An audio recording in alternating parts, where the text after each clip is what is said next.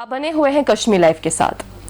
Notification JKSSB की तरफ से जो सामने आई 8 सितंबर 2021 को, जिनमें क्लास 4 के ऐसे उम्मीदवार जिन्होंने उस वक्त जब एप्लीकेशन फॉर्म्स भर रहे थे तब उन्होंने डॉक्यूमेंट्स जो है 12th क्लास चूंकि मैक्सिमम क्वालिफिकेशन बताई गई थी इस मखसूस पोस्ट के लिए। अब ऐसे उम्मीदवार जिनके पास हायर क्वालिफिकेशन थी, यू माने ग्रेजुएट, पीजी लेवल के, इनफैक्ट पीएचडी लेवल के भी, जिनको ये फॉर्म्स भरने की इजाजत नहीं थी, उन्होंने ग्रेजुएशन या पीजी या इस तरह का कोई भी उनके पास हायर क्वालिफिकेशन होती वो उन्होंने मेंशन नहीं की थी। उस ताल्लुक से उनके लिए सख्त हिदायत है कि आप 22 सितंबर से पहले अपने नाम जो है विड्रॉ कर लें, अदरवाइज उनके खिलाफ एक्शंस लिए जाएंगे। अब चूंकि उसके बाद यानी फॉर्म्स भरने के बाद एग्जाम्स भी कंडक्ट किए गए, रिजल्ट्स भी सामने आए। अब जब रिजल्ट्स भी सामने आए, ऐसे उम्मीदवारों को सिलेक्ट भी किया गया, तो उसके बाद अब ये नोटिफिकेशन सामने आती है कि आप अपना नाम जो है विड्रॉ कर लें। इसी असना में कुछ ऐसे उम्मीदवार जो आला तालीम याफ्ता है यहाँ प्रेस कॉलोनी में आए, उन्होंने इसके खिलाफ यानी इस नोटिफिकेशन के खिलाफ अपना एहतजाज दर्ज किया। कुछ ऐसे ही उम्मीदवारों से हमारी भी बात हुई और उन्होंने अपने मुतालबे सामने रखे, तो आइए इनसे बात करते हैं। मेरी क्वालिफिकेशन बीटेक है, तो अभी जो ये आपने प्रेस कॉलोनी में भी देखा कि हमारी प्रोटेस्ट चल रही थी, वो इस रिगार्डिंग चल रही थी कि रिसेंटली जेकेएसएसबी की तरफ से हमें एक ऑफिशियल नोटिफिकेशन आई है टू विड्रॉ योर कैंडिडेट। हाँ, उसमें उन्होंने लिखा था कि वो एलिजिबिलिटी का क्राइटेरिया आप पे सूट नहीं हो रहा है। हाँ, तो उसके रिगार्डिंग मेरे पास ये पहली जो नोटिफिकेशन निकली थी उसका पूरा जो भी वहाँ पर रिक्रूटमेंट की जो एलिजिबिलिटी क्राइटेरिया और बाकी चीज़ें थी वो मेरे साथ में है।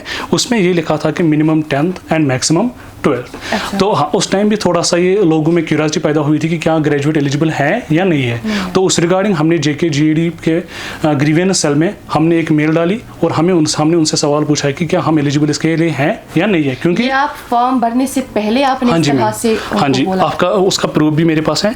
आप वो इधर दें ताकि हम वो पढ़ें जो आपने बाज़ाबिता उन्हें मेल किया था। आपने बिल्कुल नहीं, वो पवन कुमार एक लड़का है, वो भी एस्पायरेंट था उस टाइम, तो उसी ने मेल किया था उनको और उसी के रिगार्डिंग उसका जवाब मिला था। अच्छा, अपनी क्वेरी जो है वो सामने रखी थी। हाँ जी। तो पवन कुमार के एक एस्पायरेंट ने तब क्वेरी सामने रखी थी जीएडी यानी जनरल एडमिनिस्ट्रेशन डिपार्टमेंट के सामने। वहां से क्या रिप्लाई आता है वो हम आपके लिए पढ़ते हैं। For these posts class 10th as minimum and class 12th as maximum has been kept as eligibility. However, any person who has qualification higher than this can also apply. जी हाँ जी, तो 8,575 पोस्ट 8,575 पोस्ट। मेरी qualification जो है PG है। अच्छा, MA sociology मैंने किया हुआ है। ओके। अच्छा, आपसे ये जानना चाहेंगे, जब आपने फॉर्म भरा, चूंकि जिस तरह से इन्होंने कहा कि पहले हमें डीएजी के बाद जब हमें रिप्लाई आया उसके बाद हमने फॉर्म्स भरा, आपने भी उसके बाद ही फॉर्म भरा? बिल्कुल मैम, जब इसका ये नोटिफिकेशन आई, क्योंकि इसमें पोस्ट जो थे बहुत अच्छे पोस्ट थे, काफ़ी पोस्ट थे, तो हमने पहले, क्योंकि हमें क्यूरियोसिटी पहले से ही थी कि क्या ग्रेजुएट्स पोस्ट ग्रेजुएट्स एलिजिबिलिटी उनकी है कि नहीं है, क्योंकि उन्होंने मिनिमम एंड मैक्सिमम जो रखा था, हालांकि जो ये मिनिमम एंड मैक्सिमम ये इससे पहले भी चला आ रहा है, 2008 से चला आ रहा है। तो हमने जेकेएसएसबी को उनकी तरफ रुजू किया, उनसे पूछा कि क्या हम एलिजिबल है इन पोस्ट के लिए।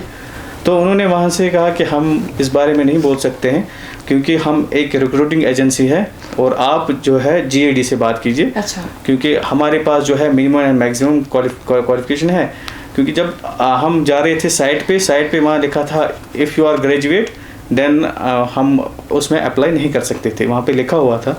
तो हमने जीएडी से जब रब्ता किया तो उनका जो रिप्लाई आया कि हाँ आप कर सकते हो, 10th और 12th इसका मिनिमम एंड मैक्सिमम है और higher qualified persons can apply, there is no bar, higher qualified persons can not apply. तो उस बिना पे जब हमें पता चला कि हम कर सकते हैं अप्लाई, हालांकि फॉर्म सबमिट करने पे हमने लिखा उसमें कि वी आर नॉट ग्रेजुएट्स, वो इस बिना पे लिखा क्योंकि जब जीएडी ने उसने रिप्लाई करा था कि आप एलिजिबल हो, लेकिन कंसिडर जो है क्वालिफिकेशन वो 10th और 12th की जाएगी। तो फिर हमने फॉर्म भर के फिर उसकी प्रिपरेशन स्टार्ट की, 1 साल लगा, उसका एग्ज़ाम हुआ, एग्ज़ाम हमने क्वालिफाई किया, हम शॉर्ट लिस्ट में आए, डॉक्यूमेंट वेरिफिकेशन हुई। तो डॉक्यूमेंट वेरिफिकेशन में भी एक उसका वहाँ पे भी प्रॉब्लम हुई थी। इन्होंने वहाँ पे जो है एफिडेविट में हमसे मांगा था कि अगर आप हायर क्वालिफाइड हो दैन 12th, तो आपका जो कैंडिडेट है वो कैंसिल हो सकता है किसी भी टाइम में। तो वो सब जुडिशियल है, वो अभी कोर्ट में मामला चल रहा है, उस पर अभी सुनवाई होती जा रही है, अभी उसका फाइनल डिसीजन नहीं आया। उसमें क्या आपका मुतालबा है? जो आप उसमें हमारा मुतालबा है कि आप जो ये इलीगल एफिडेविट है ये आप विड्रा कीजिए। तो इसी टाइम पे नोटिफिकेशन नंबर 3 ऑफ 2020 जो आई थी, वो कश्मीरी माइग्रेंट्स के लिए थी। तो वहाँ पे भी these post were there, class 4 post were there. तो एलिजिबिलिटी SRO सेम था, सब क्लास सेम थे, लेकिन उनको जो ये है उनसे कोई विड्रॉवल नहीं मांगा गया, और जो एफिडेविट था उनसे ये नहीं मांगा गया कि आपका कैंडिडेट कैंसिल होगा। तो ये पार्शलिटी है। अब जब आपको GAD की तरफ से रिप्लाई आया, उसके बाद आपने फॉर्म्स भरे, हमें ये बताएं अभी जो ये सिचुएशन है जहां आपको ये बोला गया है सख्त अल्फाज में कि 22 सितंबर से पहले ही आप अपने जो नाम है वो विड्रॉ कर लें, क्या आपने GAD की ओर रुख नहीं किया?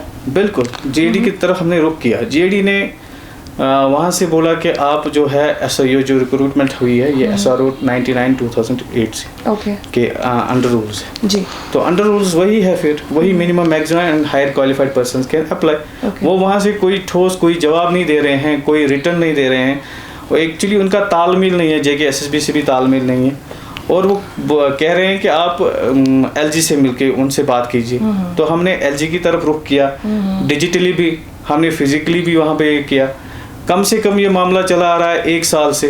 एक्चुअली आपसे जानना चाहेंगे, कुछ आइडिया है कि कितने ऐसे बंदे हैं जो आला तालीमी याफ्ता है और जो इस रिक्रूटमेंट में सिलेक्ट किए गए, जिनका रिजल्ट जिन्होंने पास किया है, जो सिलेक्टीज हैं? तो मैम अगर आप अभी जो प्रोविजनल सिलेक्शन लिस्ट आया था, अगर उसमें आप सिर्फ इस बिना पे चेक करोगे कि विदाउट उसमें तो कोई क्वालिफिकेशन का क्राइटेरिया है नहीं, सिर्फ उनकी डेट ऑफ बर्थ से ही आइडिया लगाओगे, तभी आपको ये पता चलेगा कि इसमें मोर देन 60% ग्रेजुएट्स हैं। हाँ, तो इसमें अगर 8000 की पोस्ट है तो मान लो 5000 से ज़्यादा इसमें ग्रेजुएट्स ही हैं।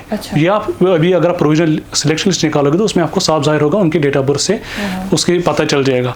तो अभी आप GAD की बात करें तो इसमें GAD ने अपना स्टैंड पहले ही लिया था। पहले उन्होंने हमें रिप्लाई दी थी, तो अभी बार बार वही रिप्लाई वो भेज रहे हैं, बार बार उनसे पूछना उतना अच्छा नहीं लगता, क्योंकि उन्होंने अपना स्टैंड पूरा कर दिया था।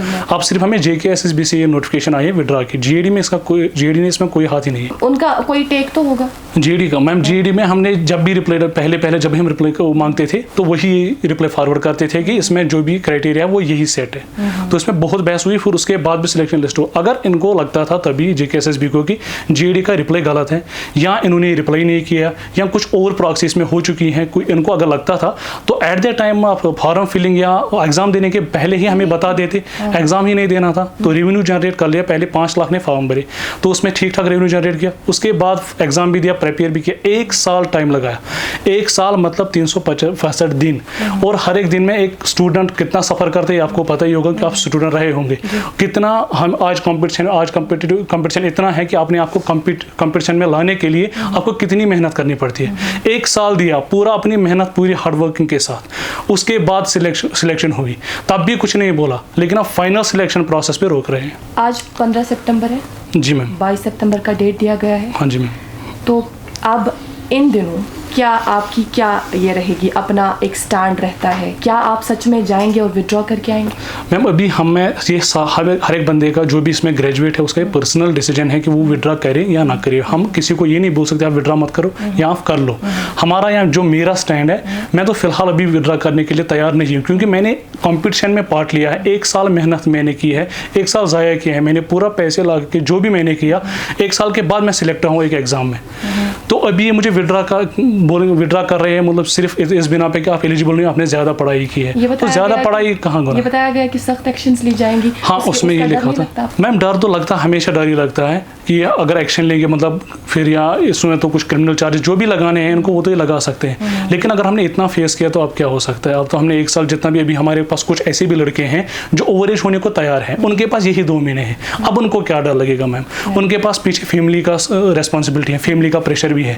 चलो मान लो हम में से कुछ बंदे ऐसे होंगे जो आगे प्रिपेयर कर सकते हैं दूसरे एग्जाम्स के लिए, लेकिन कोई बंदे ऐसे हैं जिनके पास अभी 2 महीने 4 महीने ओवर एज होने को है, उनके पास उससे ज्यादा JKSSB से ज्यादा प्रेशर तो पीछे से फैमिली का है, वो पहले किसका सोचेंगे? उनके तो फैमिली प्रेशर है। आपसे जानना चाहेंगे नेक्स्ट स्टेप क्या रहेगा आपका? देखिए नेक्स्ट स्टेप हमारा यही है कि हम तो विड्रॉ करेंगे नहीं, और जो भी JKSSB ने खुद ही इसमें लिखा था कि अगर कोई इलीगल एफिडेविट देता है, यानी कि जो एफिडेविट में उनको मेंशन किया गया हो, अगर उसके बरकस वो देते हैं, एफिडेविट देते हैं, तो उनकी क्वालिफिकेशन अगर हायर भी होगी तो उनसे ज़्यादा से ज़्यादा कैंडिडेचर कैंसिल किया जा सकता है और कोई लीगल एक्शन वो ले नहीं सकते हैं, क्योंकि उन्होंने ऑलरेडी अपनी नोटिफिकेशन में वो मेंशन किया हुआ है। दूसरा, हम विड्रॉल इसलिए नहीं करेंगे क्योंकि ये आप समझिए कि मैं आला हुकाम तक यही बात पहुंचाना चाहता हूं कि वो क्या कर रहे हैं, किसको सिलेक्शन दे रहे हैं। वो उन स्टूडेंट्स को, हालांकि उनकी परसेंटेज बहुत कम है, मैं आपको बता देना चाहता हूं कि उनकी परसेंटेज इसमें 20-25 है, जो बिलो ग्रेजुएट्स हैं, जो रिसेंटली ग्रेजुएट हुए हैं। अच्छा। तो उनने क्या रखा है कि JKSSB बोल रहा है कि जो रिसेंटली ग्रेजुएट हुए हैं, यानी कि जब नोटिफिकेशन उन्होंने निकाली थी उससे पहले वो ग्रेजुएट नहीं थे, उसके बाद 2 महीना बाद 3 महीना बाद ग्रेजुएट हुए हैं, वो एलिजिबल है। देखिए, ये इनका इलॉजिक इतने हद तक गया है कि इनको समझ बूझ ही नहीं है। जो ऑलरेडी यहाँ पे जो परसेंटेज है अनएम्प्लॉयमेंट की वो 17% है, और अगर उस 17% में हम देखें तो 16% आउट ऑफ दिस 17%, उसका 16% नहीं बल्कि 60, उसका 17 का जो 16% है वो ग्रेजुएट्स और पोस्ट ग्रेजुएट्स हैं। यानी कि अगर हम इसको लेके चलें तो आप ये समझ लीजिए कि 85-90% जो है वो ग्रेजुएट्स और पोस्ट ग्रेजुएट्स यहाँ पे अनएम्प्लॉयमेंट है, उनका वो अनएम्प्लॉयमेंट है, वो अनएम्प्लॉय है। तो ये बिल्कुल ही इलॉजिकल चीज़ है कि आप first sem, third same, fourth same के बच्चों को बोल रहे हैं हाँ भाई आप आ जाओ, और उनको रोक रहे हो जो ऑलरेडी ग्रेजुएट्स हैं, जो on the verge of over age है, जिनका फैमिली का प्रेशर है, जो मेंटल ट्रॉमा से गुजर रहे हैं, अनएम्प्लॉय हैं, कुछ कर नहीं रहे हैं, अपनी फैमिली को सपोर्ट नहीं कर रहे, वहाँ से प्रेशर है, आधों की फैमिली है जो डिपेंडेंट है उन्हीं पे। तो बिल्कुल ही इलॉजिकल ये जो है, और ये जो बार कर रहे हैं ये कॉन्स्टिट्यूशन राइट्स का भी उल्लंघन है, वायलेशन है। तो मुझे समझ नहीं आ रहा है, ना तो गवर्नर साहब इसमें, लेफ्टिनेंट गवर्नर हमारे इसमें इंटरवेंशन कर रहे हैं, क्योंकि उनकी इंटरवेंशन बहुत मायने रखती थी। आप दोनों यहाँ हैं और अपने मुतालबे सामने रखे हम, एंड वी आर श्योर कि जो हुकाम है वो आपके मुतालबे ज़रूर सुनेंगे। Thank you so much. खैर, इस नोटिफिकेशन के ताल्लुक से इन्होंने हमसे बात की और साथ ही जो इनके अपने मुतालबे हैं वो भी इन्होंने सामने रखे, और इनका ये भी कहना था कि अगर ये जो हमारा मसला है इस पर गौर न किया गया तो ये हंगर स्ट्राइक पे भी जा सकते हैं। खैर, ये इस तरह का मसला कौन सा रुख लेगा, कौन सा रुख इख्तियार करेगा, हम ये कह नहीं सकते आने वाले दिनों में, लेकिन हम ये ज़रूर चाहेंगे कि आप जो है अपनी आरा हो तजवीज़ से हमें ज़रूर नवाजें। कमेंट सेक्शन में ज़रूर लिखिएगा कि आप इस ताल्लुक से क्या सोचते हैं। फिलहाल आज के लिए इतना ही, हमें दें इजाज़त। क्या